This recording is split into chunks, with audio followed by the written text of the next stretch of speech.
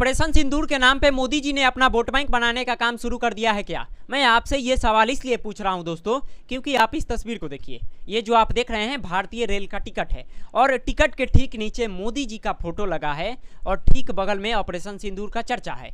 इसलिए ये सवाल पूछ रहा हूं दोस्तों, क्योंकि ये देश के लोगों के बीच संदेश जा रहा है कि मोदी जी ने ऑपरेशन सिंदूर के नाम पे अपना वोट बैंक बनाने का काम शुरू कर दिया है।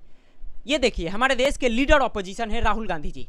इनका तुलना आसिम मुनीर से किया जा रहा है। वही आसिम मुनीर जिसको पाकिस्तान की सेना ने, पाकिस्तान के प्रधानमंत्री ने प्रमोशन किया है, फील्ड ऑफ मार्शल दिया है, ये जो आप देख रहे हैं। और राहुल गांधी की तुलना उनसे किया जा रहा है। ये जो आप देख रहे हैं बीजेपी के आईटी सेल के चीफ है अमित जी, इन्होंने एक्स पर पोस्ट करके लिखा कि राहुल गांधी पाकिस्तान की भाषा बोल रहे हैं, आतंकवादियों की भाषा बोल रहे हैं। दोस्तों, ये सरासर देश के जनता के बीच ये संदेश जाता है कि मोदी जी अपना वोट बैंक बनाने के चक्कर में लगे हैं, अपनी राजनीतिक रोटियां सेकने के चक्कर में लगे हैं।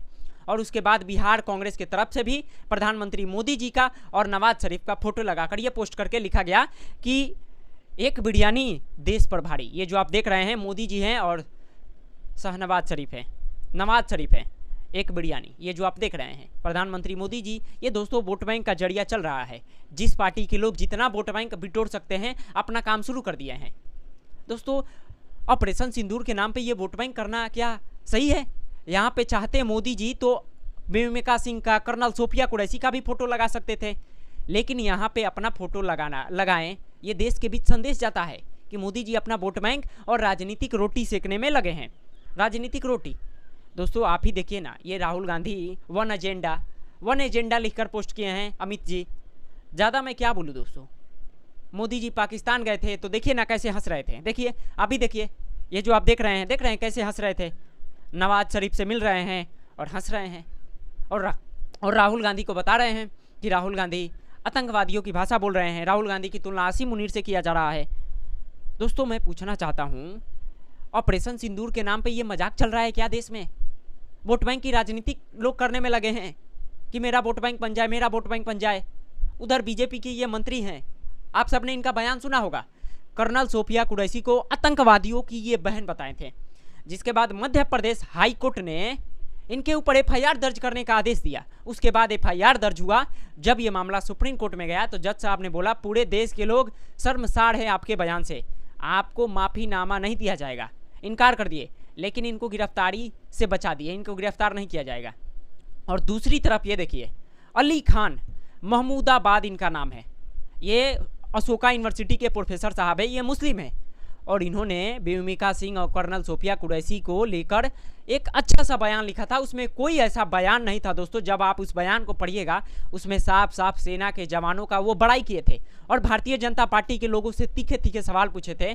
तो ये हरियाणा की महिला आयोग की चेयरमैन है रेणु भाटिया जी, इन्होंने एफआईआर दर्ज कराया वो अशोका यूनिवर्सिटी के प्रोफेसर साहब अली खान पे, और उनको जेल हो गया है। और यहीं विजय शाह के ऊपर हाईकोर्ट को आदेश देना पड़ रहा है कि जी आप एफआईआर इनके ऊपर दर्ज कीजिए। और ये रेणु भाटिका से जब इंडिया टुडे के एक पत्रकार साहिबा हैं, जब उन्होंने सवाल पूछा कि आप वो कौन सा बात है जिससे आपको बुरा लगा है, आप जरा हमें बता दीजिए। रेणु भाटिका जिन्होंने केस किया है अशोका यूनिवर्सिटी के प्रोफेसर अली खान पे, उनसे जब पूछा गया कि आप बताइए ना कि अली खान ने वो कौन सा विवादित बयान दिया है जिससे आपको बुरा लगा है और आपने जाकर केस किया है। मैं चाहूंगा कि थोड़ा आप उनका बयान सुन लीजिए।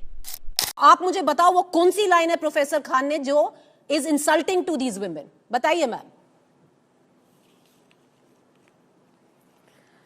एक व्यक्ति सिर्फ ऊपर और नीचे 2 लाइनें आर्मी के लिए लिख के, देश के लिए लिख के, उसके बाद सारा मीनिंग आप बताइए कहाँ नहीं जाता। मैं समझना चाहती हूँ, मैं आपसे पूछना, आप बताइए। मेरी इंग्लिश पुअर हो सकता है मेरा समझने का तरीका ठीक ना हुआ हो, आप मुझे बताइए। वही आपसे मैं आपसे बार-बार एक ही चीज पूछ रही हूँ।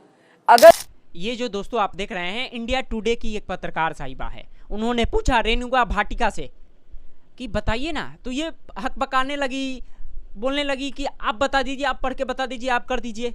दोस्तों, इन्होंने केस किया है, इनको बताना चाहिए कि हाँ अली खान ने ये विवादित बयान दिया है, ये सेना का मनोबल नीचे गिरा है, ये ऐसा कुछ नहीं बोली, कुछ नहीं, और जाके एफआईआर रजिस्टर करा दिया है। हालांकि इनको रिमांड पर पुलिस ने ले लिया है, 7 दिनों के हिरासत में और बढ़ाने की मांग कर रहे थे पुलिस की तरफ से, लेकिन इनको रिमांड नहीं मिला। 7 दिनों की ये मांग कर रहे थे पुलिस वाले, लेकिन खारिज कर दिया कोर्ट ने। और इनको न्याय की हिरासत में जेल भेज दिया गया है।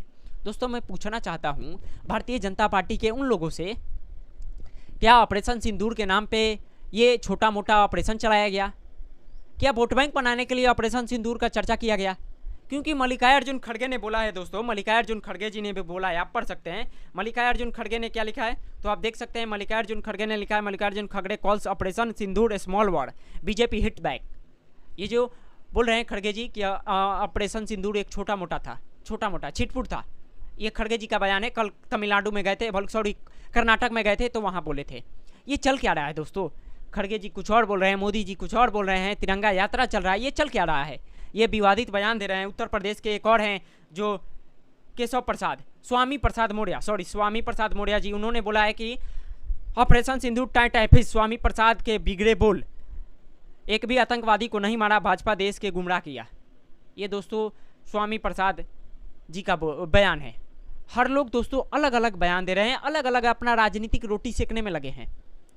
लेकिन मैं मोदी जी से पूछना चाहता हूं, मोदी जी के उन लोगों से पूछना चाहता हूं जो अली खान को गिरफ्तार करवाएं, उनको जेल में डलवाया, और जब पूछा गया कि कौन सा वो बयान है, तो ये रेणु भाटिका जी जो हरियाणा की महिला आयोग है, इनका बोलती बंद हो गया, पत्रकार साहिबा ने बोलती को बंद कर दिया। दोस्तों क्या हमारे देश में नफरती बयानबाजी चल रहा है? ये चल क्या रहा है? अगर कोई मंत्री बयानबाजी कर रहे हैं तो हाई कोर्ट को आदेश देना पड़ रहा है कि जी FIR दर्ज कीजिए। FIR तो FIR दर्ज होता है, लेकिन एक प्रोफेसर साहब, पेशे से प्रोफेसर साहब हैं, मुस्लिम हैं, धर्म उनका मुस्लिम है, तो उनको जेल में डाल दिया जा रहा है। ये कैसा चल रहा है मोदी जी के शासनकाल में न्याय व्यवस्था? ये सिस्टम पर सवाल उठता है दोस्तों। और मोदी जी यहाँ पे बिल्कुल चुप हैं, बिल्कुल चुप, कुछ नहीं बोल रहे हैं मोदी जी, एकदम साइलेंट। उधर अमेरिका मोदी जी को लगातार धमकी दे रहा है, डोनाल्ड ट्रंप पे भी मोदी जी कुछ नहीं बोल रहे हैं। पता नहीं मोदी जी क्यों मुंह में दही लेकर बैठे हैं, बोल ही नहीं रहे हैं कुछ। बहरहाल दोस्तों, ये सब खबर के बारे में आप क्या सोचते हैं? अपना राय हमें जरूर बताइएगा।